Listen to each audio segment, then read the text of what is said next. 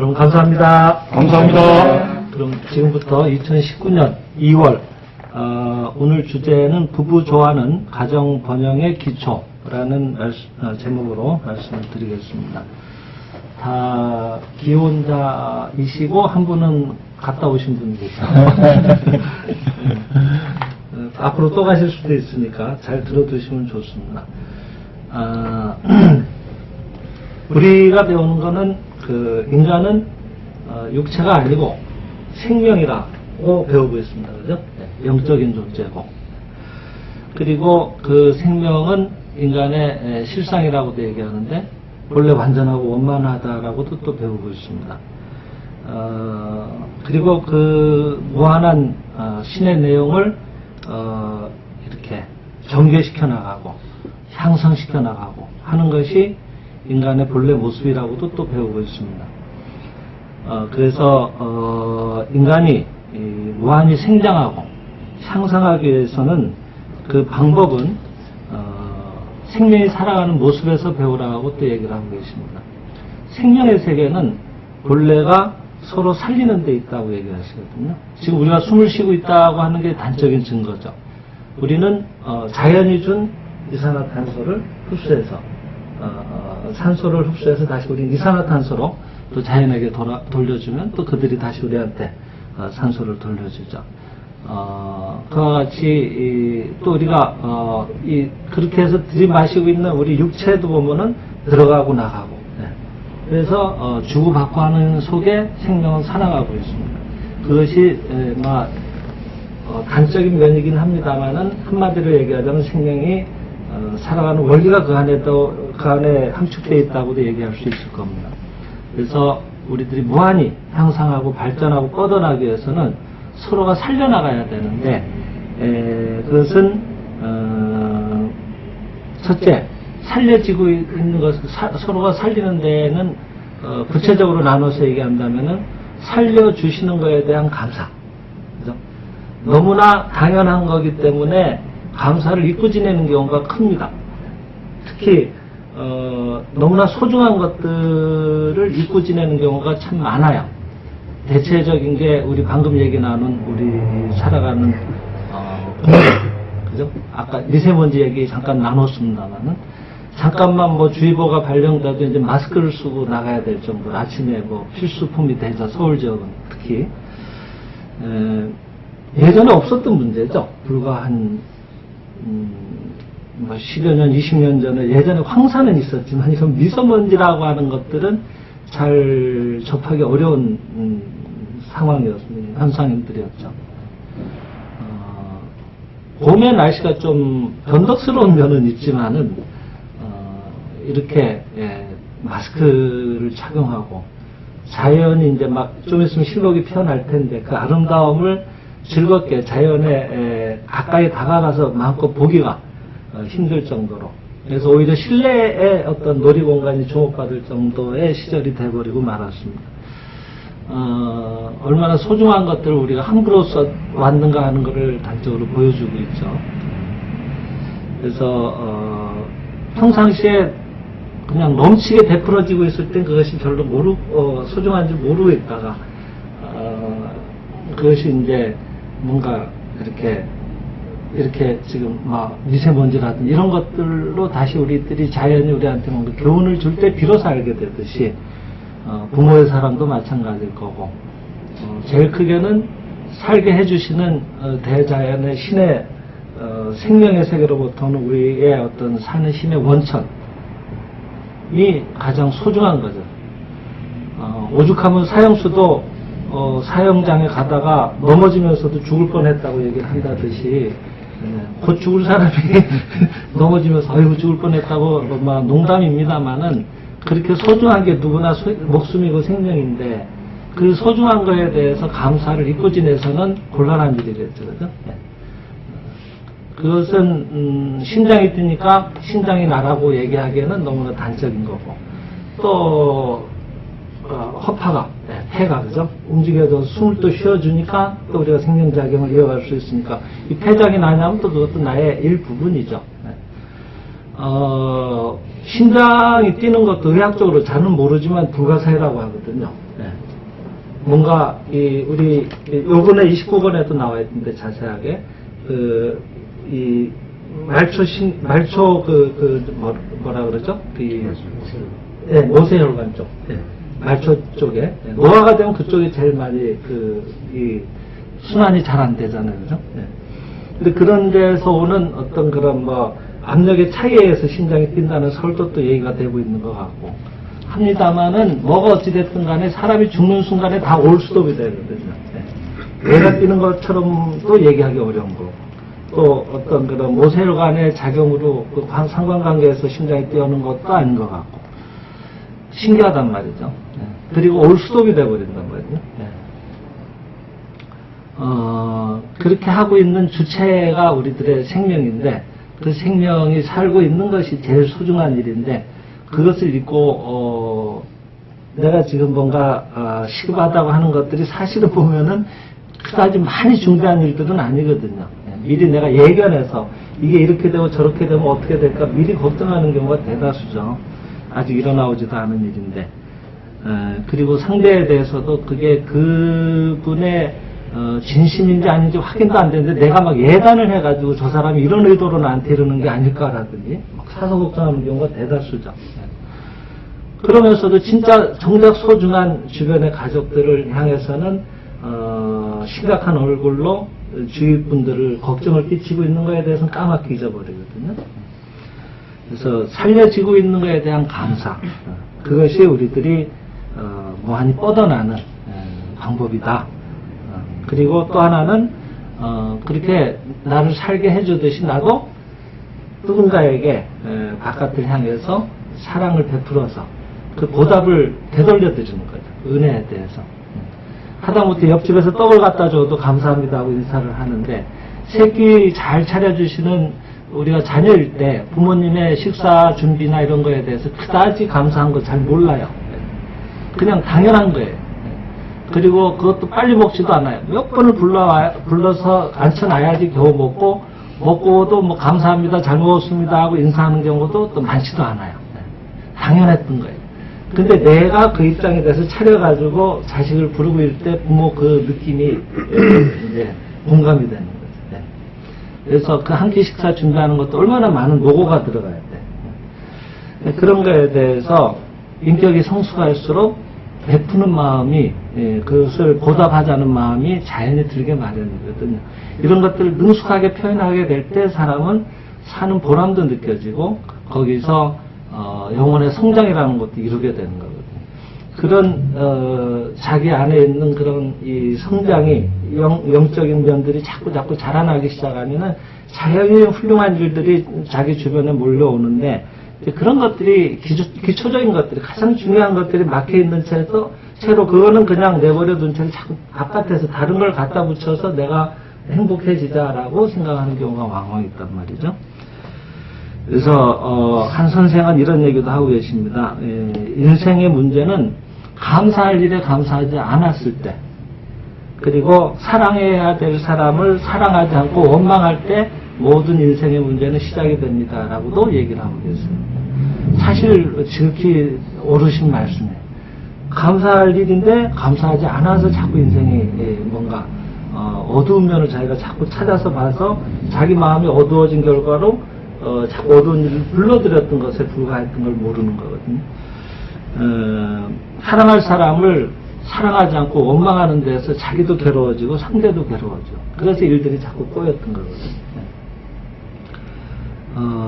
그래서 사실은 인생의 문제를 해결하는 가장 좋은 방법 중에 하나는 감사할 일에 감사하고 사랑할 사람을 사랑하면은 참 좋은 거예요. 그래서 그 일들을 제대로 하지 않을 때 문제라고 하는 것들이 일어나와서 그 문제를 해결하는 과정 중에 내가 감사할 일을 불평으로 받아들이고 있었구나 하고 마침내 알게 될 때 문제가 해결되기도 하고 사랑할 사람을 미워했던 것이 잘못이었구나 하고 알게 될 때 또 해결이 되기도 한단 말이죠. 그래서 문제라고 하는 건 그런 면에서 우리의 인생의 성장을 도와주는 측면이 있을 뿐이지 우리를 괴롭히려고 일어나오는 건 아니다라고도 또 받아들이자고 하는 겁니다. 불가에서는 그 앞선 시간에서 얘기를 나눴습니다만은 번뇌가 볼이라고도 얘기를 하잖아요. 그죠? 예. 그러니까, 그, 기차도 그죠? 레일이라고 하는 그 마찰이 있어서 거기에다 저는 잘 모르지만 그 지하철 공사 오래 계셔서 아시잖아요. 그 모래 같은 것도 뿌리죠. 그러니까 비나 눈이 오면 네, 더군다나 마찰이 없어지니까 그렇죠. 굴러가지 못하거든요. 네. 예전 같은 경우도 모래를 싣고 다녀가지고 그럴 때는 이제 올라갈 때 모래를 뿌리면서 올라가는 그렇죠. 네. 이게 제동 역할을 마찰을 대신해줘서 100년 전부터 그런 기능이 있었습니다. 맞습니다. 그리고 뭐 스위스나 이런 데 가면은 그 궤도 열차라고 해서 이렇게 톱니바퀴식으로 물고 올라가는 열차까지도 있잖아요. 그건 암만 힘이 좋아도 그 정도 마찰 갖고 못 올라가니까 물고 올라간단 말이죠. 예. 그래서 그런 마찰이 있을 때 우리들은 전진할 수 있고 영혼도 향상할 수 있는 겁니다. 그래서 우리는 그렇게 보자고 하는 겁니다. 그래서 정말 진심으로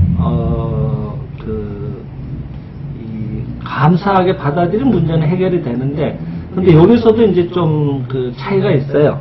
그러니까 마음속으로는 아직 괘씸한데 전진시켜주는 관세음보살이라고 보라고 했으니까 그냥 억지로 감사합니다라고 하는 말을 연습하는 경우가 대다수죠, 사실은. 근데 마음 바탕에 고약한 상대를 여전히 붙들고 있어서는 그 문제가 좀 오래가는 경우가 많아요. 진실로 나쁜 사람이 아니었구나라고 알 때 상대도 바뀌어오고, 왜? 상대는 이쪽을 그 교훈을 깨닫게 해주는 역할을 다 수행을 마쳤기 때문에 이제는 본 모습을 나타내듯이 훌륭한 상대로 보란듯이 나타나시는 경우가 왕왕 있거든요.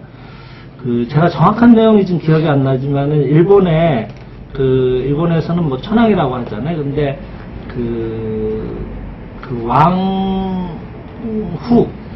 그러니까 거기서 황후가 되겠네요. 그 천황의 부인 중에 광명황후라는 분이 계셨대요. 그분 얘기를 그 단일주 선생님 책에서 어딘가에서 인용하신 기억이 나는데, 그분이 이제 국가에 어떤 재난이 있었어요. 그래서 자기가 1000명의 환자를 이렇게 뭔가 이렇게 도움을 주는 일을 봉사활동처럼 그렇게 원을 세워가지고, 그래서 나라에 기여하자고 이렇게 실제로 나가서 이렇게 도움을 주는 일을 했는데, 이제 마지막 1000명째 환자가 찾아왔어요. 광명황후를. 근데 환자는 이 등에, 우리가 요즘 말하는 이제, 요새는 그 병 이름이 바뀌었죠. 예전에는 뭐, 나병이라고도 하고, 문둥병이라도 했습니다만은, 요새 한센병이라고 하죠. 이게 막, 등이 다 굶어가지고, 전신이 피고름이 나오는 거예요. 근데 그것을 황후께서 친히 제2 환부에, 피고름이 나오는 환부에 입을 맞춰서 그 피고름을 빨아주시면은 제 병이 나을 것 같습니다라고 부탁을 하거든요. 그때 이 광명황후가 친히 그 자기 입을 맞춰서 그 나병 환자의 피고름을 빨아요. 근데 빠는 순간에 그 환자의 모습은 온데간데 없이 사라지고 아주 그 금빛 찬란한 관세음보살의 모습이 거기 나타나시는 거예요. 그러면서 마침내 그 원이 이루어졌다는 얘기가 지금도 기억이 나는데, 전후좌우가 지금 정확하게 기억이 안 나와서 제가 상세하게 얘기는 소개를 못 드리지만, 그 말씀의 핵심은 진심으로 내가 상대의 어떤 악을 보지 않고 오로지 예배하는 마음으로만 실상을 보는, 우리식으로 말한다면 예배한다고 하는 건 실상을 본다는 거예요. 상대의 완전한 생명을 보는 거죠. 그런 심정으로 다가설 때 이쪽의 심정의 반영처럼 호연히 거기에 상대의 실상이 드러나온다고 하는 그런 교훈적인 사례였다고 생각이 됩니다. 그래서 우리가 마음 바탕에 아직도 저 고약은 하지만 내가 참고 예배하라 그랬으니까, 관세음보살로 보라 그랬으니까, 그리고 저런 일이 있어야 내가 발전을 하니까 라고 하는 식이 되어서는 아직은 좀 미진한 면이 있다 이 말이죠. 우리 방금 화목의 신시 독송하지 않았습니까? 참거나 억누르고 있어서는 내 힘으로는 아직 화목이 되어 있지 않은 것이니라는 대목이 있었죠. 그죠? 그러니까 하고 견디는 마음조차도 사라진 채로 신실로 바로 볼 때, 그건 이제 불교에서는 정견이라고 하죠. 그죠? 예. 부처로 볼 때, 예. 완전한 존재로 볼 수 있을 때, 그때 문제는 해결이 되는 것 같아요. 예, 그런 의미에서 오늘은 이제 부부 조화는 가정 번영의 기초라고 했는데, 부부 조화라는 것도 부부가 뭔지, 부부라고 하는 존재가 어떤 것인지에 대한 바른 이해가 정립이 될 때, 그때 조화도 가능하지 않겠나 하는 생각에서 준비를 해봤습니다. 오늘 교재로 좀 자주 소개를 드릴 건데, 생민실상 29권 여성교육편이 이제 작년 말에 나왔는데, 여기 3장에 보면은, 서로가 이어져서 완전해지는 것이 부부라는 제목으로 글이 소개되어 있습니다. 잠깐 읽어 드릴게요. 남편의 반신은 아내이며 아내의 반신은 남편입니다. 일본에서는 남편 또는 부인을 어느 쪽이나 츠마라고 합니다. 현대에서 츠마라고 하면은 그 아내 쪽을 철을 가리킵니다. 대체로. 근데 고대 일본에서는 츠마라고 하면은 우리식으로 하자면은 임자, 그러니까 상호간에 부르는 상호간에 츠마, 남편도 아내를 향해서 임자 그러고 아내도 또 임자 그러잖아요. 남편을 향해서. 그렇게 상호간에 츠마라고 불렀다고 합니다. 그래서 여기 이 31쪽에도 츠마라고 남편 또는 부인을 이렇게 츠마라고 부른다고 소개하고 계십니다. 그러니까 이 책 자체가 좀 오래된 책이기 때문에 예전에는 그렇게 사용을 했던가 봐요. 근데 이 츠마의 쯔라고 하는 것을 쯔나가루라고 하는 것은 연결된다는 단어거든요. 뜻이거든요. 그 다음 쯔즈쿠, 그건 이어진다는 뜻이에요. 그 다음에 쯔라나루, 이건 또 나란히 이어지다. 그 다음에 쯔쿠, 이거는 또 잇다, 뭐 선을 잇다, 계속 가서 이어붙이다, 이럴 때 잇다. 이라는 그런, 등의 이 어원을 이루고 있다고 하는 거예요. 쯔마의 쯔라고 하는 거는. 그 다음에, 쯔마의 마는 마코토라고 하는 거는 이제, 정성할 때 성자입니다. 성실, 그 다음에 진실, 그 다음에 마루이라고 하는 건 원만하다. 마타시, 이거는 완전하다. 다시 얘기해 드릴게요. 앞에의 쯔는, 연결되고 이어지고, 나란히 이어지고, 뭐 이런 의미들. 이어지는 것, 연결되는 것. 그 다음에, 뒤에 많은, 츠마의 많은, 진실, 원만하고, 완전하고, 이런 어원에서 따왔다고 하는 거거든요. 그래서 쯔마라라고 선생은 해석을 하고 계세요. 아까 이용남님이 잠깐 그 성서에 대한 해설도 다니우치 마사루 선생의 그 해설이 좀 남다르다는 얘기를 해주셨지만은 이런 그 원령학이라고 해서 말씀에는 혼백이 담겨 있다라고 선생은 보시거든요. 그래서 이 그냥 단어가 이렇게 발음이 그렇게 그냥 붙은 게 아니라 의미가 있어서 이렇게 붙었다라고 선생은 이런 식으로 해설을 많이 하시는데, 중요한 거는 그러니까 이제 이 서로 임자라고 부르는 부부는 남편과 부인이 서로 가까워지고 서로 결합하여 하나의 완전한 것이 되는 것을 의미한다라고 얘기하고 있습니다. 이제 이 점이 중요한 겁니다. 대부분 이제 가정을 이루고 계시니까 부부가 된다고 하는 것은 서로 이어져서 완전해지는 것이다. 그것이 부부다. 고대 히랍 신화에서는 너무 사이가 좋아가지고 뛰어났다고도 얘기가 나와요. 근데 신이 이렇게 칼로 뱉는데 뵐 때 좀 실수를 했어. 그래가지고 하나는 들어가고 하나는 나왔어. 그래가지고 그걸 딱 갖다 붙이면 맞는 거예요. 그래서 남성은 대체로 돌출되어 있고 여성은 수용적으로 받아들이게 돼 있죠. 성서 얘기 아까 하셨지만은 그 고대 히브리어에서는 엘로힘이라고 해서 엘로힘이라는 것 자체가 복수형이거든요. 그리고 그 하나님이 자신의 형상대로 인간을 만드는 게 창세기 1장에 나오잖아요. 근데 자신의 형상대로 남자를 만들고 여자를 만드세요. 그러니까 하나님의 세계도 원래 복수예요. 남녀가 하나인 거예요. 그래서 어딘가에 제가 정확하게 그걸 지금 못 찾았는데 결국은 남자 여자가 있어서 온전해지는 거예요. 남자 여자라고 할까? 모든 이 우주는 음양으로 이루어져 있잖아요. 그래서 만나서 온전해지는 거예요. 거기서 융합이 일어날 때 엄청난 힘이 나오는 거예요. 지금 주로 원자력 발전이죠. 근데 이제 핵 발전, 핵융합, 이제 수소를 갖다 막 1억 도를 갖다 막 이렇게 해줄 때 엄청난 힘이 나오거든요. 지금 거기에 많은 세계 과학들이 총력을 기울이고 있는 걸로 아는데, 그 대표적인 게 태양이죠. 네. 뭉쳤죠, 그죠? 네. 그래서 어마어마한 그 열값이 우리한테도 지금 도달이 되고 있지 않습니까? 네. 마찬가지. 남자도 여자도 만나서 융합을 이룰 때 엄청난 것들이 나오는 겁니다. 우주 창조의 원리가 가정에 있다고 합니다. 남녀의 부부의 결합에 있다고 합니다. 그러니까 남녀가 만나면 자식이 태어나고.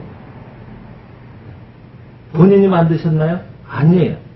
내가 만든 자식처럼 생각을 하지만은 우리는 그 연결 통로 역할만을 했을 뿐이고, 이 신의 세계에 있는 본질의 세계에 있는 우주에 있는 그 무한한 것들이 그 연결 고리를 통해서 거기에서 계속 이렇게 번져 나오는 거죠. 우리는 그 역할을 하는 거죠.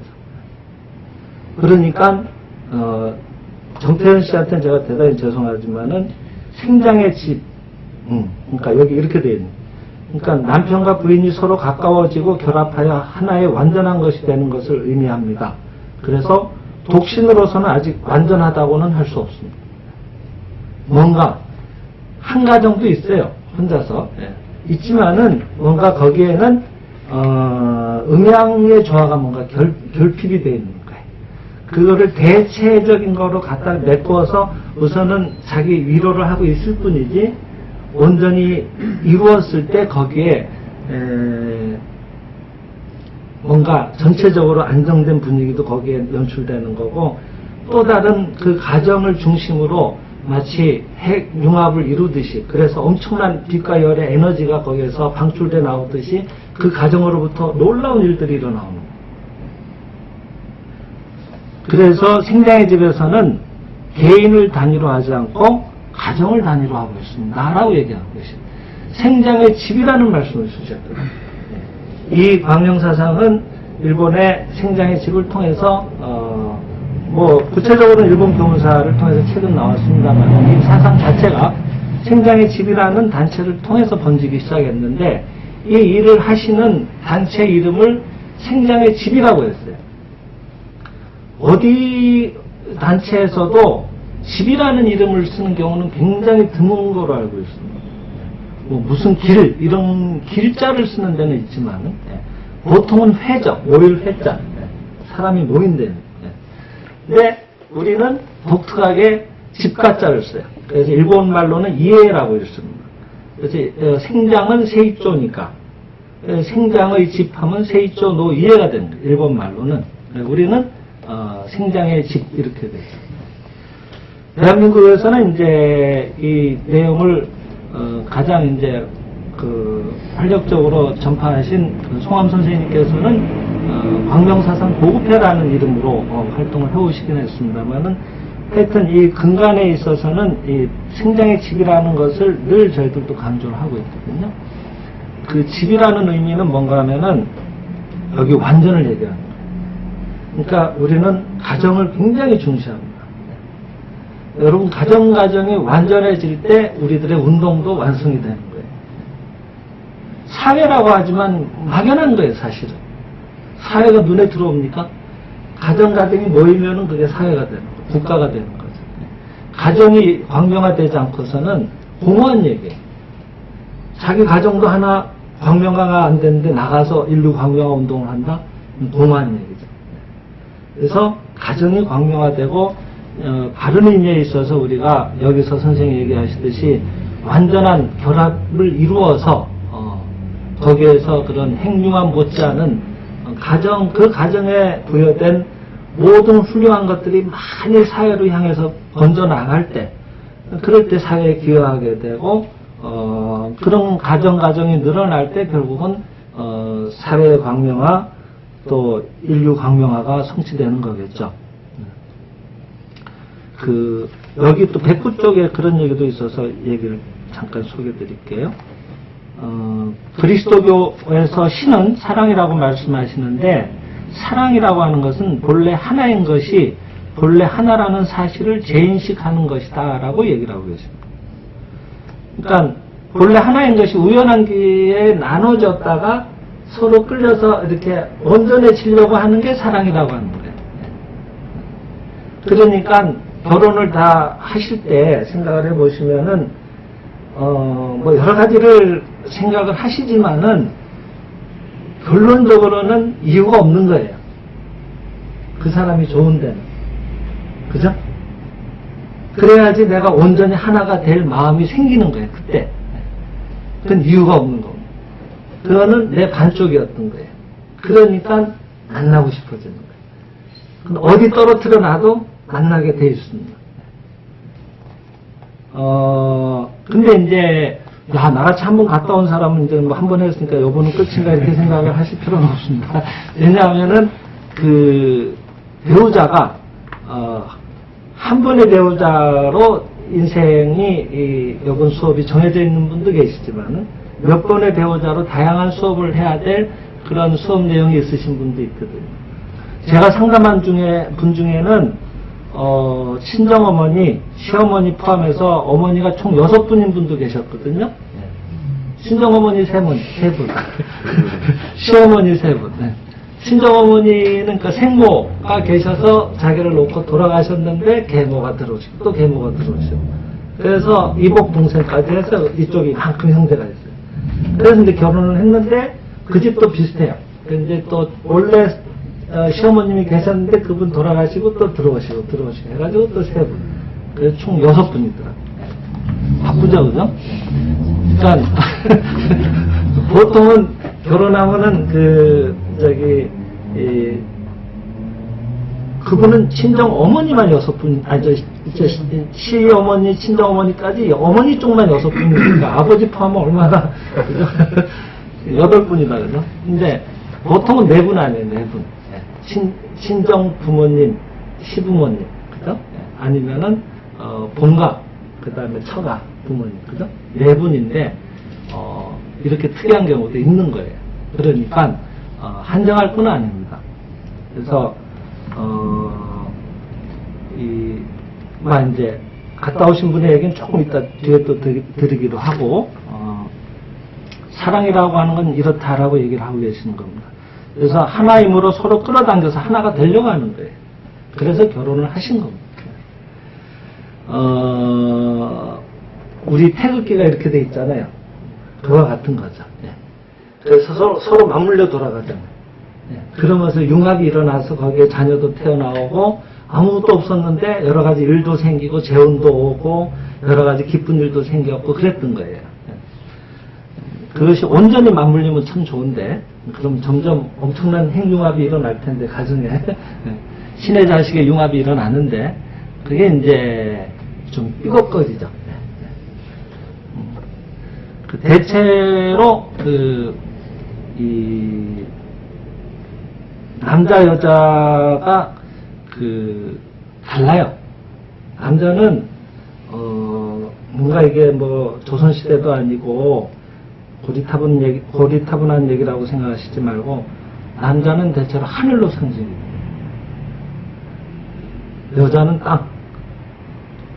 야, 또 땅인가 이렇게 생각하시지 말고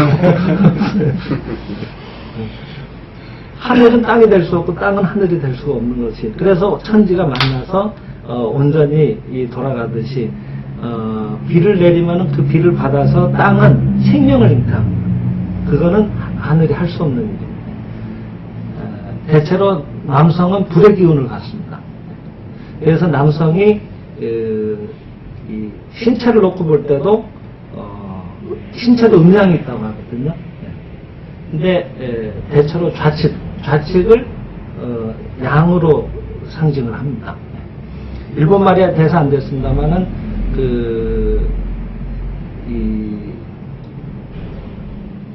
히다리라고 하거든요. 왼쪽을 히다리. 근데 히라고 하는데 불 하자가 들어가요. 발음이. 뻗어나는 기운을 갖고 있습니다. 불은 피워놓으면 어때요? 위로 솟구치죠. 바깥으로 나가는 겁니다. 그래서 대체로 남성들은 바깥에서 활동을 많이 하게 됩니다. 그런 기운을 갖고 있는 거예요. 신체 구조도 그렇습니다. 돌출되어 있고 그죠? 반대입니다. 여성은 받아들이는 구조를 갖고 있습니다. 신체 구조도 그렇고 첫째 부드럽습니다. 보면 골격도 달라요. 그죠?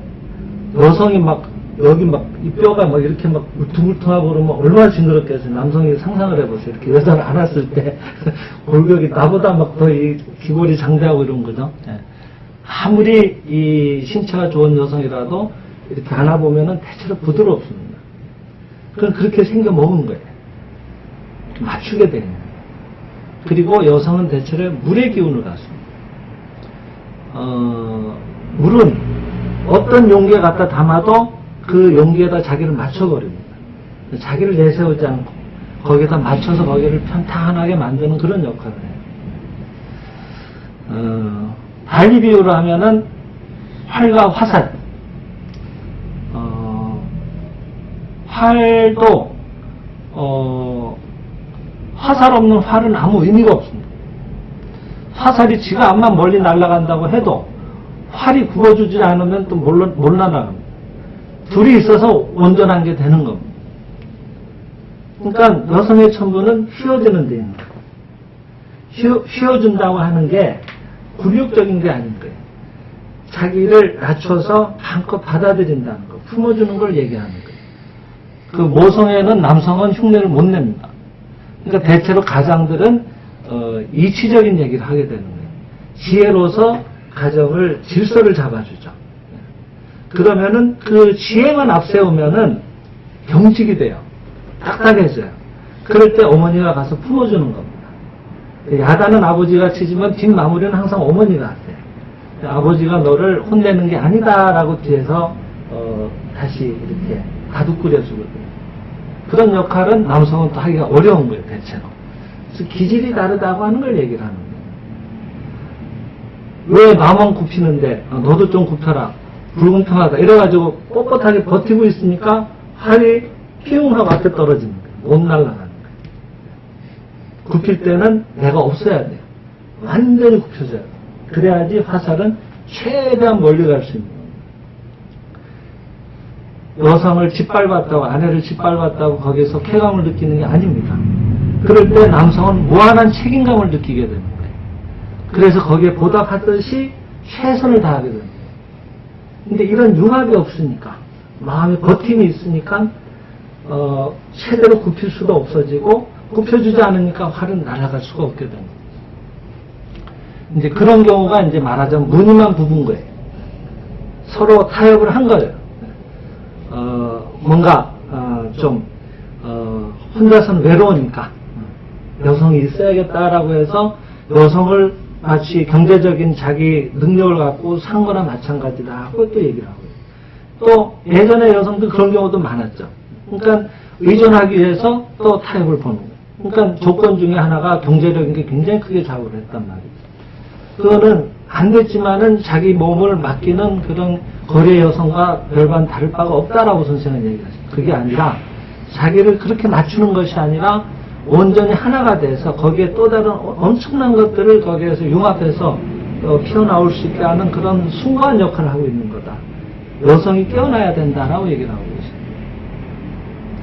그래서 그렇게 이 온전한 가정, 융합된 가정, 온전한 부부가 되지 못하기 때문에 힘이 거기서 발생이 안 되는 거예요. 그래서 그냥 형태만 부부의 형태를 띠고 있는 경우가 곳곳에서 얘기를 하셨지만 이제 생전의 집에 어떤 재밌는 강사는 그 부부를 가리켜서 일명 김밥 부부라고 합니다. 주먹밥 부부. 김밥은 겉에서 보면 이렇게 해서 하나가 돼 있지만은 끊어가지고 이렇게 헤쳐보면 다 따로따로 놀고 있어요. 그죠?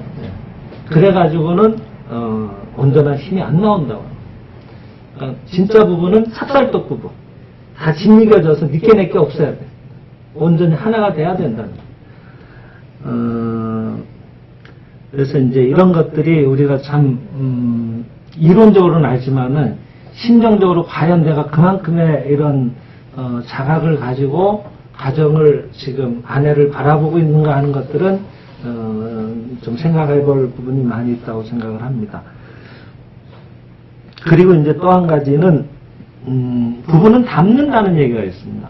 오래 살면 또 닮아가는 면도 있지만은 결혼할 때 잘 보면은 이렇게 축하하러 갔을 때 유심히 보시면 뭔가 묘하게 닮았죠, 부부가. 예. 연애할 때도 보면은 뭐 어느 세 이렇게 묻는 경우들도 왕왕 있습니다. 예. 뭔가 같은 내용을 갖고 있는 거예요. 그래서 부부를 만나게 되는 겁니다. 닮은 게 부부이지만 또 한 가지 원리가 있어요. 부부 보조의 원리라는 게 있습니다. 보충해서 채워주는 거예요, 서로. 그래서 성격이 상반되는 경우가 왕왕 있습니다. 한 사람이 급하면 한 사람은 굉장히 느긋한 경우가 있어요. 대표적인 분이 자주 얘기 드렸던 일본 생장의 집에 doku이사 가츠미라고 하는 선생 부부. doku이사 선생님 댁은 대대로 군인 집안이에요. 먼저 시간, 딱 절도, 규율, 막 이런 게 몸에 익어 있는 분들. doku이사 선생의 부인집은 이 처가는 양조장. 양조장은 절대 서두르면 안 돼. 무조건 기다려야 돼, 숙성될 때까지. 천하태평인 거예요, 그냥. 느긋해요.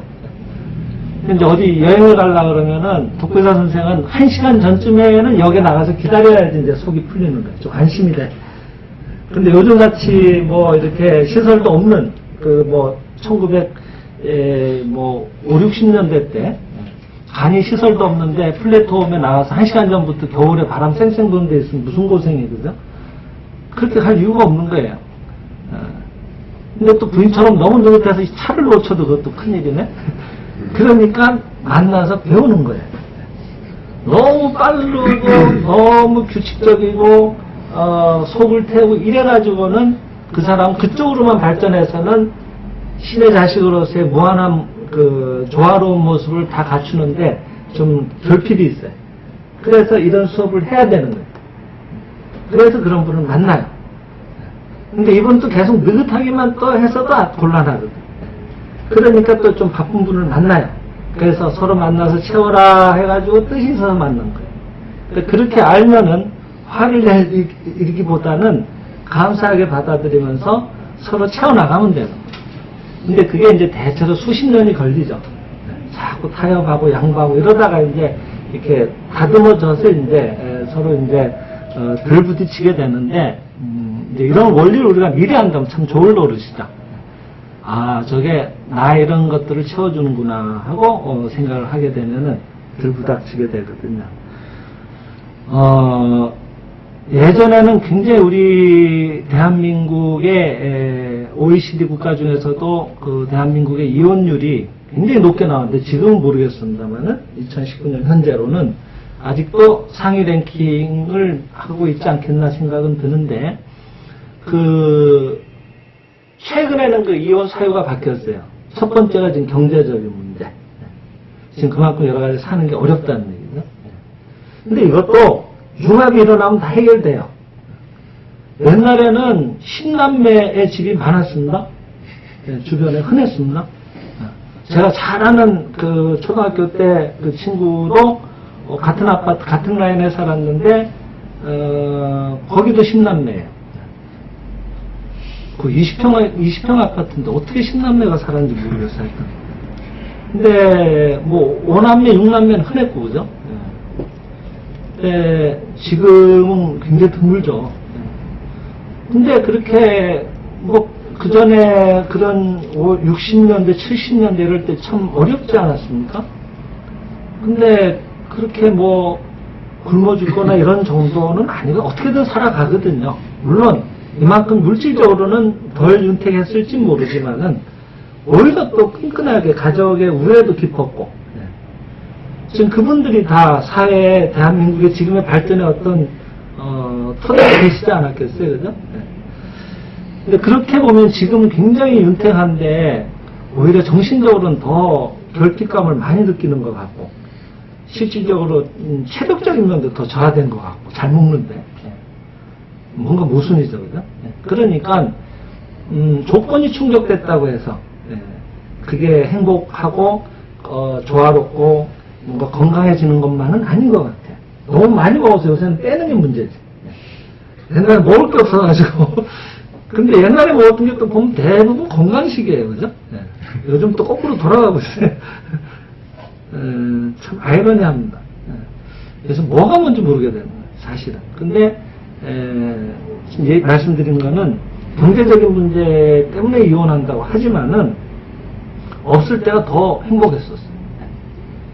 지금 오히려 그때보다는 훨씬 살기가 좋고 가구당 어떤 그 수입도 훨씬 많아졌음에도 불구하고 오히려 결핍감은 훨씬 큰 거예요. 채워도 막 허전해요. 제가 어머님 댁에 한 번씩 이렇게 거의 한 며칠에 한 번씩 가는데 할 때마다 옆집은 이 택배가 와 있어요. 한 번도 그 택배가 안 놓인 적을 난 본 적이 없어요. 근데 좀 많이 주문하신가 보다 그랬더니 어머님은 더 하시더라고. 매일 온대, 매일. 어머님 매일 하시니까. 거의 그 택배로 다 이 시장을 보시는지 모르지만은 근데 지금 그런 중독, 쇼핑 중독이라고 하죠. 아예 분들도 참 많이 계시거든요.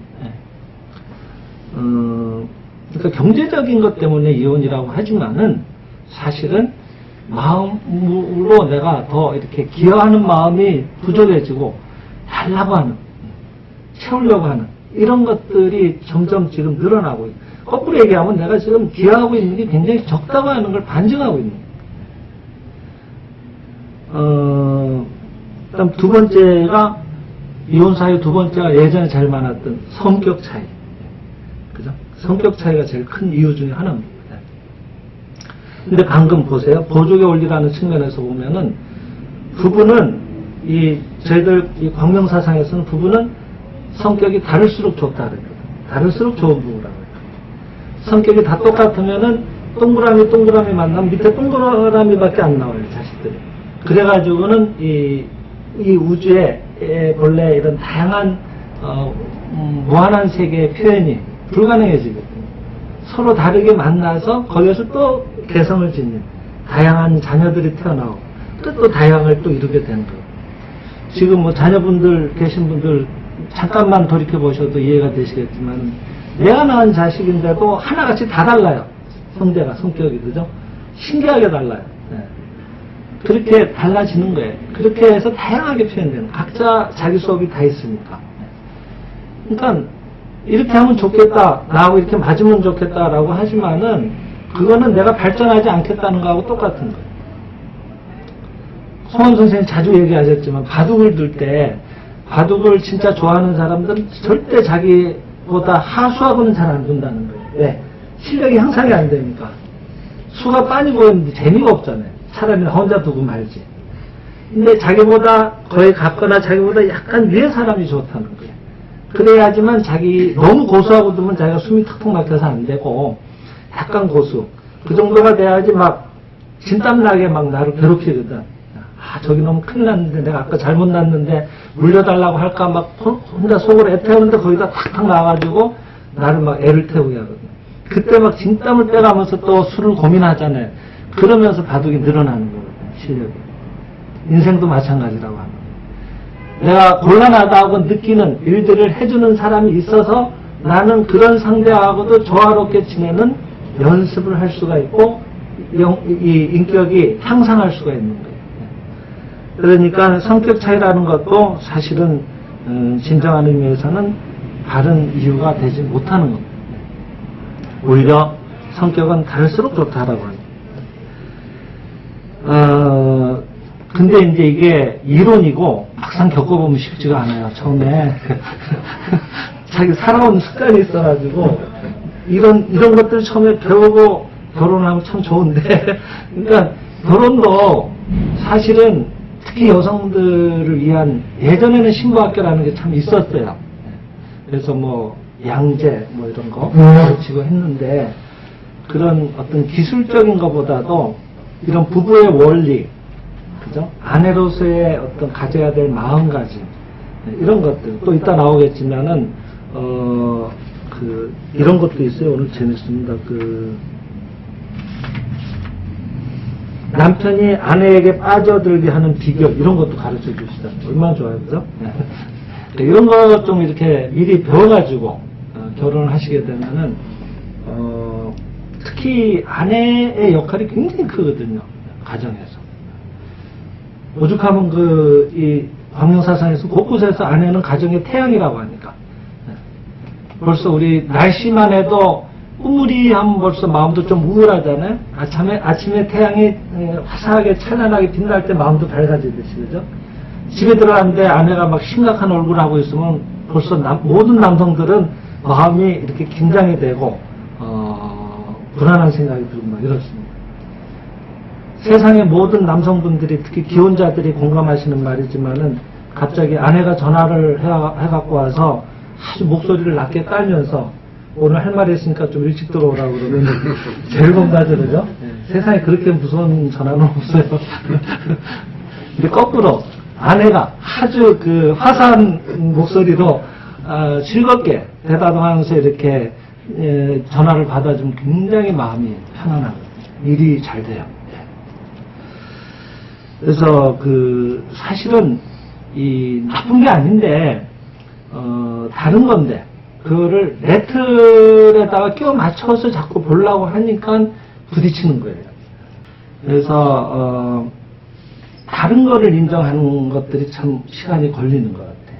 근데 우리가 다른 게 좋은 거라고 하는 걸 몰랐기 때문에 그러면서 서로 보충해 가는 것이라고 하는 것을 생각하지 않고 나쁘다라고 내 잣대에다가 딱 끼워 맞추고 저건 아닌데 이렇게 재단을 하고 있었더란 말이죠. 그런 것들이 굉장히 많이 있어요, 부부간에 보면.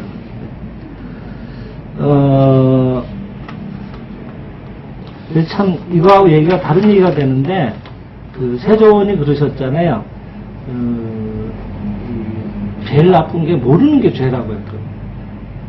진실을 모르면은 함부로 행동을 하게 돼요. 우리는 보통은 알고 안 하는 게 더 나쁘다고 생각을 하지만은 그렇지 않다고 하는 겁니다. 제대로 알면은 하게 됩니다. 알고도 아직 안 한다는 얘기는 아직 요래 해도 되겠지라고 하는, 이 정도는 해도 되겠지라고 하는 어정쩡하게 알고 있는 거고 아직은 잘 모르는 거예요. 이걸 갖고 오면은 나중에 이걸 10배로 내가 물어낸다는 걸 알게 되면은 암만 가져가라고 밀어도 안 가져갑니다. 진실을 알면. 에이 설마 하고 우선 넣고 보는 거예요. 아직은 모르기 때문에. 그래서 무서운 거예요. 그러니까 그 비유가 여기에 뜨겁게 달궈진 세막대기가 있는데 얘가 뜨겁다고 알고 있는 사람과 모르는 사람이 이걸 쥐었을 때 누가 더 많이 다치겠느냐라고 거꾸로 물으셨다고 하죠. 당연히 모르는 사람이 다치죠. 아는 사람은 잡았다 들쳐놓거든. 뜨거운 줄 아니까. 모르는 사람은 덜컥 잡게 돼요.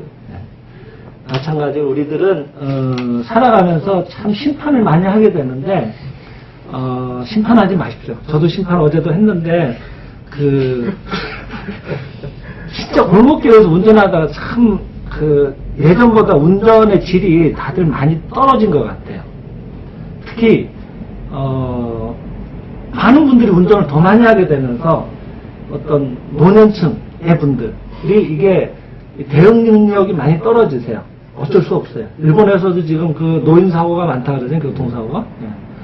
그리고 이제 아무래도 주부들은 근거리 운전하는 분들이 많아요. 자기 다니는 데만 다니시거든. 그러니까 골목에서 마주쳤을 때 요즘은 아시다시피 골목 운전이 더 어렵습니다. 양쪽으로 다 주차돼 있죠. 한 대가 비행을 해야 되는데 누가 하나가 진짜 과감하게 빨리 양보를 하고 판단을 해서 이렇게 비켜주지 않으면은 하루 종일 마주보고 있어야 돼요. 근데 대체로 마주보는 분들이 참 많더라고. 그러니까 나는 아예 마주치면 무조건 빼요. 네. 있어봐야 별로 도움이 안 되더라고. 시간만 가고. 근데 빼면은 이제 운전이 능숙한 분들은 인사를 하고 가요. 깜빡이 킨다든지 아니면 손을 든다든지. 근데 생각은 진짜 화가 나. 솔직하게 화가 나요. 나는 내가 볼 때는 본인이 한 몇 메터만 빼면 이 넓은 구간이 있어. 자기가 양보하는 게 순서에 맞아. 나는 밑에서 올라가고 있었고 자기는 내려오고 있었고 하여튼 거기는 평지였고 그러니까 그쪽이 훨씬 조건이 좋은데 나는 굉장히 양보를 해서 뒤로 뺐어요. 한 10m 이상은. 그러면 나 같으면 인사를 하고 갈 것 같은데 그냥 쌩 가는 거예요.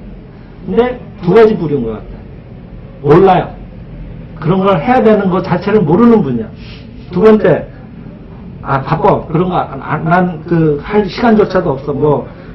내가 시간 벌었으니까 내 이득이다. 이렇게 생각하는 경우가 대체로 아니겠습니까? 왜냐하면 운전하는 걸 보면 아니까. 쌩하고 하는 경우에 대체로 그런 부류인 것 같더라고요. 어느 쪽이나 나쁘다라고 할 게 아니라 모르는 거예요. 그들이 모르는 거예요.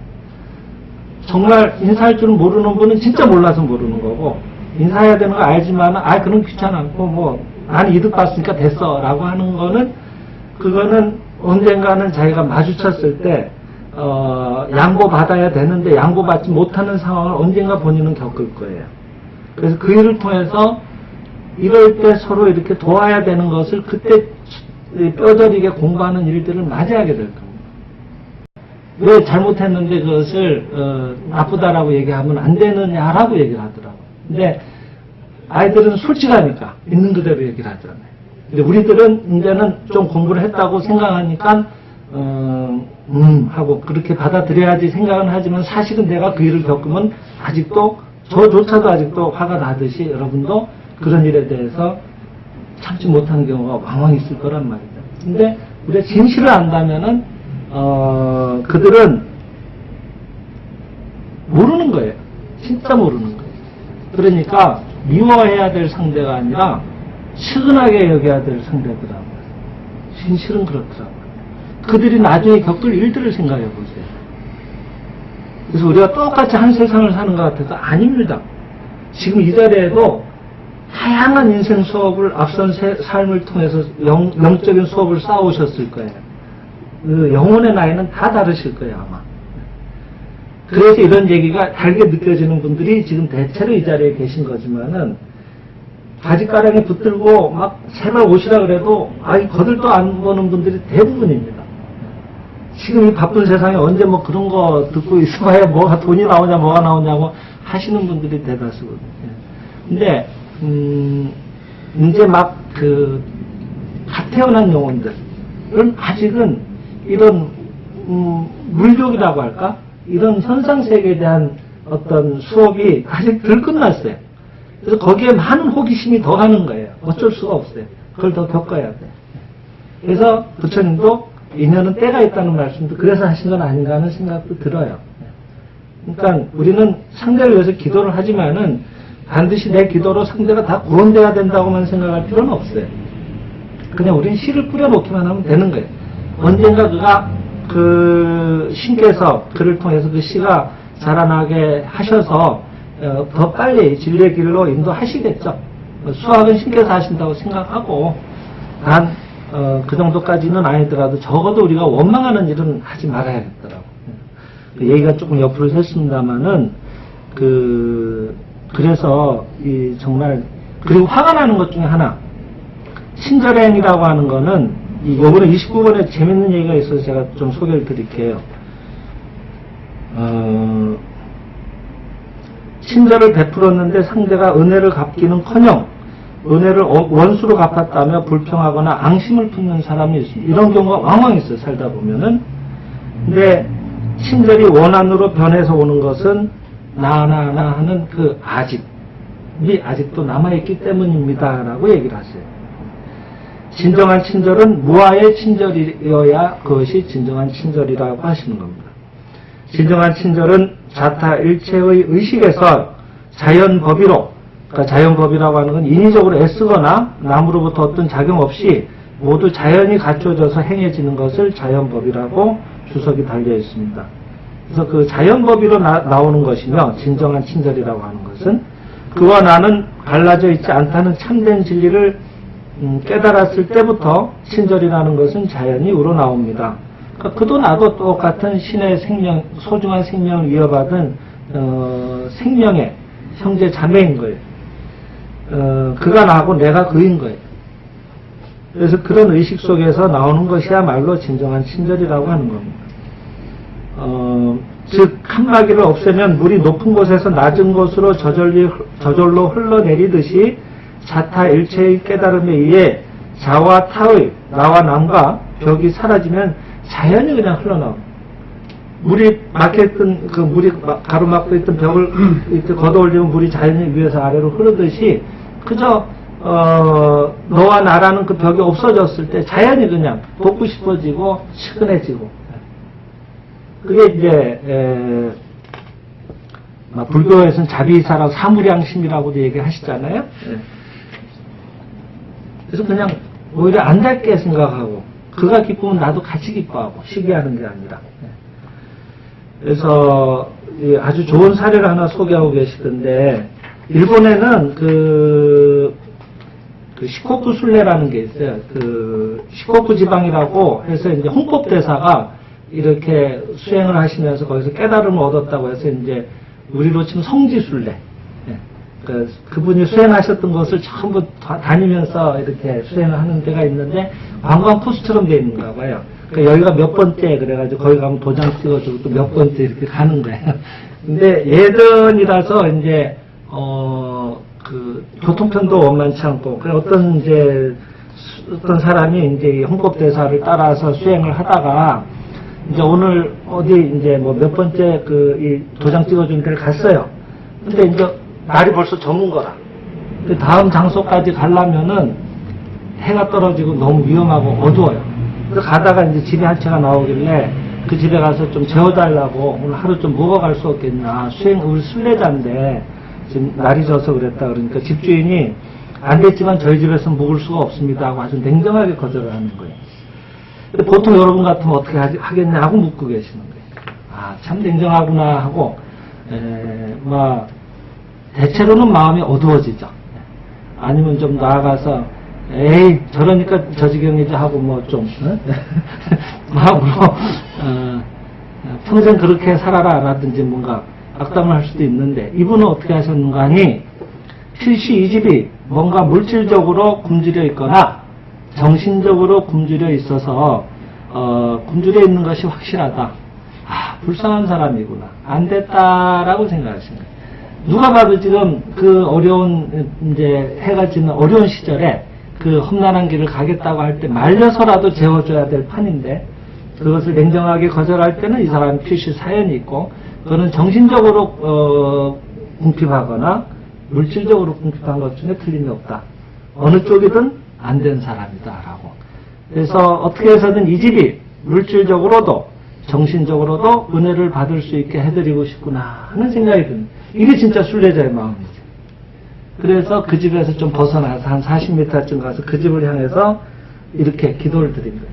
신이시여, 이 집의 주인이 정신적으로든 물질적으로든 윤택해져서 모쪼록 행복해지시기를 기원합니다 라고 이 집주인을 축복하시옵소서 하고 기도를 드리는 거예요. 이게 이제 말하자면은 이 세존이 이제 이 전체 상불경 보살이었다고 하잖아요. 자기를 향해서 뭐 돌 팔매를 하는 사람들을 도망가서라도 그 사람을 향해서 또 예배를 했다고 하잖아요. 그런 심정이죠. 그러니까 이 집주인도 야박하게 그 사람을 수행자를 내쫓고 나서는 마음이 좀 심란했는지 갔나 하고 이렇게 계속 보고 있었던 거라. 근데 가다 말고 자기 집을 향해서 이렇게 절을 하는데 그 모습이 정성스럽게 진심이 느껴지거든요. 그래서 저 사람은 보내면 안 되겠구나 하고 쫓아나와가지고 여보시오 당신은 왜 그렇게 우리 집을 향해서 기도를 했냐. 도대체 나는 그렇게 야박하게 내쫓았는데 어떤 마음이었냐 하고 정말 궁금한 듯이 물어봤어요. 그랬더니 이제 그런 얘기를 하겠죠, 이 사람이. 그래서 이제 이 집주인도 정말 드릴 말씀이 없다고 친절을 미리 베풀지 못해서 죄송한데 지금이라도 괜찮으시면 꼭 묵고 가시라고 하고 이제 방을 내줬는데 자는데 뭐가 자꾸 펄럭펄럭거려요. 그래서 이제 뭔가 하고 내다보니까 집주인이 안 자고 나와가지고 부채를 들고 계속 펄럭거리고 이제 이 날벌레를 쫓고 있는 거예요. 안 자는 거예요. 알고 봤더니 단칸방인 거라. 이불 한 채 같이 잘 수도 없는 노릇이고 초면에. 그래서 집을 내어주고 자기는 거기 나와서 밤을 새고 있었던 거예요. 그래서 수행자가 그 모습에 또 감동을 해가지고 같이 나와서 드런드런 얘기를 하면서 정말 영혼의 기쁨을 같이 만끽했다는 그런 얘기가 소개가 되어 있습니다. 단일국지 선생님 같이 훌륭한 분이 인위적으로 이런 사례를 지원해서 소개하셨을 리는 저는 없다고 생각합니다. 이런 것들이야말로 진정한 친절행위다라고 생각을 합니다. 하다못해 우리가 수행을 하기 위해서라도 이렇게 순례를 하면서라도 이런 얘기에 우리가 감동을 하는데, 기독교의 그 가장 큰 율법이 뭐죠? 가장 계율이 큰 게 몸과 마음을 다해서 주 하나님을 사랑하는 것과 또 한 가지 뭐예요?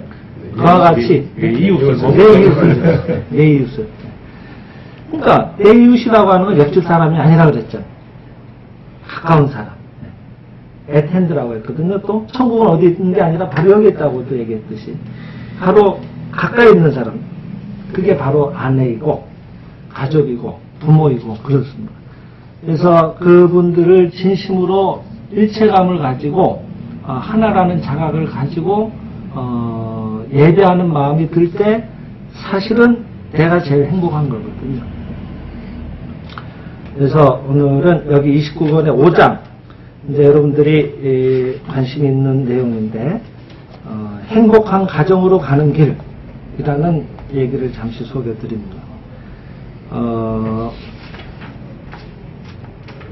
남편이 아내에게 빠져들게 하는 비결. 꽤 오래된 말씀이지만 지금이나 예나 이 원리는 크게 변함이 없습니다. 여러분은 어떻게 하면 남성이 행복해지는지 알 수 없으실 겁니다. 여성을 대상으로 말씀하고 계십니다. 근데 여성이 행복해지면 남성 또한 행복해지는 겁니다. 대부분의 남성은 여성의 행복한 표정을 보면 자신의 생명이라도 내던집니다. 남편을 가정으로 끌어들이고 싶으면 아내 자신이 행복해지고 아내 자신이 행복한 표정을 지어야 합니다. 이렇게 얘기를 하죠. 요즘은 전업주부라고 해서 가정에만 계시는 경우는 특히 수도권 지역은 드물 거라고는 생각이 됩니다. 하지만 어찌됐든 가정의 태양은 아내이니까 아내가 먼저 행복한 표정을 짓는 것은 대단히 그 가정에 밝은 분위기를 갖고 오는데 남편의 힘을 거기서 이렇게 뻗어나게 하는데 큰 역할을 하게 되는 겁니다. 대체로 지금은 안 맞는 경우가 더러 있을지는 모르지만은 같이 맞벌이라고 하죠. 같이 동등하게 바깥의 일을 가지시는 경우라고 하더라도 역시 아내는 아내이고 남편은 남편이거든요. 그래서 그런 집안의 일들은 같이 나눠서 또 분업을 해서 할 수도 있지만은 아내가 할 수 있는 일이 있고 남편이 할 수 있는 일이 있거든요. 그것은 어떤 가정의 일을 말하는 것이 아니라 그 분위기를 말하는 겁니다. 품어드리고 이렇게 그의 활력을 다시 이렇게 뻗어나게 이렇게 다시 이렇게 끌어오르게 하는 그 역할은 아내만이 할 수 있고 어머니만이 할 수 있는 그런 소중한 그런 그 천분을 갖고 계신 거거든요. 예전에 이런 경우가 참 많았는데 바깥에 여성을 두는 남편들이 있었어요. 근데 그러면은 집안에 계신 분이 굉장히 미모가 떨어지거나 뭐 좀 결함이 있을 거라고 생각하는데 의외로 엄청난 미모에 반듯하신 경우가 꽤 있습니다. 근데 바깥에 두신 여성의 오히려 거기에 비하면 훨씬 미모가 떨어져요. 그것은 아무리 아름다운 용모를 하고 있더라도 거기에 기쁨이 묻어나지 않고 항상 얼굴은 경직돼 있고 뭔가 이렇게 남편을 훈계하듯이 라든지 뭔가 추궁하듯이 이런 분위기가 있으면 더군다나 남편은 거기에서 상당한 이 가정에 들어가는 것조차가 즐겁지 않은 일이 돼버리고 말거든요.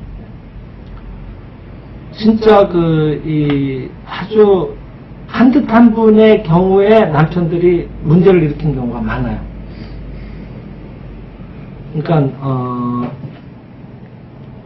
기뻐하지 않으니까 첫째 자기의 어떤 남편으로서의 어떤 능력이나 남편 자체를 온몸으로 이렇게 받아주지 않는 그런 것들 채워지지 않는 그 느낌 때문에 바깥을 향해서 돌게 되거든요. 바깥으로 가봐야 대체로 가짜 웃음을 파는 분들이거든요. 하지만은 가짜지만은 잠시나마 거기에서는 행복감을 느끼거든요. 그게 가짜인 줄 알아요. 하지만은 이쪽에서 채워지지 않는 걸 임시적으로만 그렇게 달래고 싶은 마음입니다. 그만큼 단순하죠.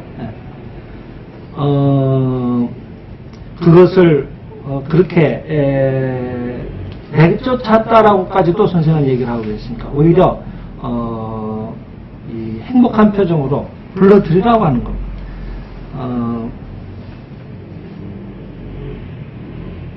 히스테릭한 대역을 맡으면 히스테릭한 표정을 짓고 행복한 역할을 맡으면 행복한 표정을 짓듯이 영국 배우가 언제든지 나는 이게 타고난 얼굴이다. 나는 생겨 먹기 위해서 어쩔 수 없다라고 자기 제한할 것이 아니라 노력을 하라고 하는 바깥의 여성들은 대체로 화사하게 꾸밉니다. 그죠? 막 이제 자고 일어난 것처럼 막 새둥지 막 틀고 막 화장도 안 하고 막 개슴풀이 해가지고 오라고 해도 갈 사람은 아무도 없습니다. 근데 그런 가짜의 모습인데도 거기에 빠져들게 되는 것은 이쪽에 책임도 있는 거예요. 막 무릎이 나온 추리닝 바지 입고 그죠? 맨날 그냥 이렇게 가꾸질 않고 있다든지 하게 되면은 바깥의 매력을 느끼게 되는지도 모르는 일이죠. 그래서 가능하면은 여성들은 이 행복한 표정을 마음에 늘 연습을 해가지고 하여튼 그 시간만큼이라도 남편을 같이 하는 시간만큼이라도 최대한 당신이 있어서 행복하다라고 하는 것을 표현할 수 있도록 노력할 필요가 있다고 합니다. 남편은 또 그렇게 해서 받는 것만 또 당연한 것으로 받아들일 건 아니고 오늘은 이상하게 남편분이 더 많으시니까 남편분들도 덕분이다라는 생각을 갖는 게 좋아요. 이 앞에 이제 오늘 시간 때문에 다 소개는 못 드리지만은 이 전업주부라고 하는 거에 대해서 선생님이 굉장히 그 시절에는 굉장히 앞선 얘기인 것 같은데 굉장히 반감을 제기하고 계세요. 얼마나 그것이 힘든 노동일인 줄 아는가.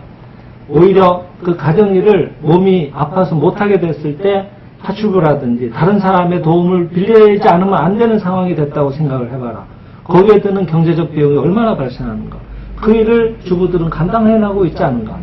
그것을 정당하게 우리들은 인정을 해야 된다 이렇게 얘기를 하고 계세요. 그러니까 지금 대부분 그래도 여기에도 지금 그 두 부부가 계시지만은 같이 경제 활동을 하시면서 또 가정 일들을 맡고 계시는 거로 알아요. 그렇다고 한다면은 진짜 기쁘게 생각을 해야 되고 거의 2배 일을 하십니다. 나하고 동등하게 일들을 하면서 가정의 일은 더 힘들거든요. 또 가정일의 특징은 뭔가 하면은 해놔도 티가 안 나 이게. 분명히 했는데 몇 시간 지나면 티가 안 나. 똑같아서. 네. 많은 여성분들이 화병이 있더라고요. 그게 우리 사회 구조가 그랬고 뭐든지 인내해야 되는 그런 구조들.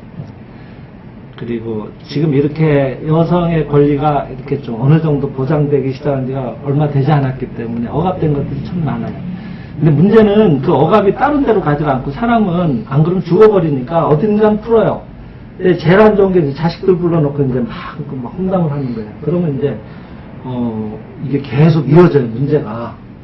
그러니까 두 분만의 문제가 아니라 자식들의 문제로 이어져요. 그래서 이 가정이 진정한 생장의 집으로 거듭나야 됩니다. 그러기 위해서는 온전한 부부가 돼야 되고, 온전한 부부가 된다는 것은 서로의 상대의 나의 반쪽으로서 온전히 수용을 하고, 그 다음에 감사하게 받아들이고, 그리고 나쁘다가 아니고, 다르다가 아니라, 그러니까 나쁘다가 아니라 다르다. 그 나의 부족을 채워주고 있고, 서로 완성해 가고 있다. 사랑은 어떻게 보면 노력의 예술이라고 어떤 그런 표현이 있었어요. 우리가 이제 얼마 전에, 그죠? 노력을 해야 됩니다.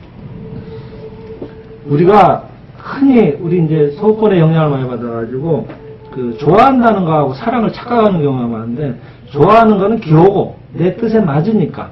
이렇게 해주면 좋겠다 이거예요. 이거는 사랑이 아니라고 합니다. 그것은 말하자면 뺏기내기. 이렇게 해주면 내가 좋은 거예요. 기호 비슷한 거예요. 기호식품 할 때 기호. 그러니까 누구든지 달라고 하는 사람한테는 다 도망칩니다. 근데 어떤 사람한테 모이는 줄 아세요? 뭐든지 퍼주는 사람한테 모여요. 뭐든지 주는 사람한테. 그 사람한테 가면은 물질적인 게 아니더라도 뭔가 이렇게 기대고 싶어지고 위안이 되고 이러면은 모이게 돼요. 밝은 데 모입니다. 제가 특전사 얘기 자주 하잖아요. 훈련 나가면 우린 무조건 불을 피워야 되지 밥을 먹으니까. 근데 여름에도 불을 피우면 뭐예요? 신기해요. 그 더운데도 불 피워놓으면 뭐예요? 사람들은 밝은 걸 좋아해요. 그러니 그렇게 돼 있는가 봐요. 그러니까 우리는 서로 존중하고 밝아져야 됩니다. 그 역할은 남성이 하기가 좀 다른 거예요. 천분상. 많이 휘어들이세요. 아내분들은. 그리고 남성분들은 그 노고를 인정해야 됩니다. 엄청난 일입니다. 그러니까 지금은 같이 일을 하실 때는 아내는 나의 2배 일을 한다라고 생각하시고 그것을 많이 표현해 드리면 좋아요. 우리가 1차 대전도 권총 한 발에서 시작이 됐잖아요. 사소한 거에서 큰일이 일어나기 시작합니다. 세계 대전도 일어납니다. 부부싸움 잘 생각해 보세요. 거의 한마디로 시작합니다. 그죠? 거의 다 그래요. 근데 나중에 막 싸우다 보면 뭐 때문에 싸움이 시작됐는지 까먹어. 막 이거저거 다 갖고 오느라고, 그죠? 그러니까 말을 이왕이면은 좀 골라서 하고. 근데 왜 이게 잘 어려운가 하면은 남성들이 특히 바깥에서 쌓인 것들을 풀어놓을 수 있는 유일한 공간이 가정이에요. 어떻게 보면. 근데 이 광주리 얘기를 많이 하시잖아요. 그래서 이 대나무로 엮은 이 광주리 있죠. 뭐 이렇게 음식 같은 거 담아놓는 거. 이 통풍이 잘 돼. 걔네들은 막 엮여 있는데 마지막에 뭐가 있어요? 둘레에 태를 감아놔서 얘들이 딱 이렇게 결집이 돼 있죠. 이 태의 역할을 하는 게 우리가 존중하고 서로 더 예의를 갖추려고 하는 노력인 거예요. 바깥의 사람보다 훨씬 소중한 사람이 있습니다. 알고 봤더니. 부모, 형제, 특히 부부는 말할 것도 없고, 그건 하나니까. 혼연일체의 본래가 하나니까. 그러니까 제일 소중한 사람을 사실은 제일 막대했던 거예요. 함부로 했던 거예요. 만만하니까. 근데 그 한편에는 내 편이니까 들어주겠다는 마음이 있는 거예요. 상호간에 그걸 존중을 또 할 필요는 있어요. 그러니까 우리가 겉모습만 볼 건 아닌 것 같아요. 막 이럴 때는 그게 나를 향한 화가 아니라 내가 이렇게 좀 힘드니까 좀 알아봐 달라는 사인이니까 이제는 다 아시지만은 품어드리는 거예요. 애들이 막 뭐라 그러면 어떻게 가서 일단 안아주잖아요. 그런 거예요. 그러니까 부부간에는 오히려 더 그러고 싶어지는 거예요. 그래서 이리 오세요 하고 이렇게 안아드리세요. 그럴 때는. 그런 것들로 인해서 말을 안 해도 다 해소가 돼버려요. 그래서 오히려 가정이야말로 더 예를 갖추고 더 존중하면서 진짜 나의 또 다른 나를 채워가면서 완성하고 있다는 진정한 어떤 이 진리의 공부에 이 기초가 되는 우리 도장이다 이렇게 생각을 하시고 이런 데는 나와서 이제 참고로 배우는 데고 실수련을 하는 것은 가정이거든 사실은. 가정이 광명해야 됩니다. 자녀 교육 문제 걱정하지 마십시오. 두 분이 화합하면은 자녀 문제는 다 해결이 됩니다. 자녀를 잘 가르치려고 할 필요가 없습니다. 두 분이 존중하고 사이좋게 지내려면 반드시 좋아야 됩니다.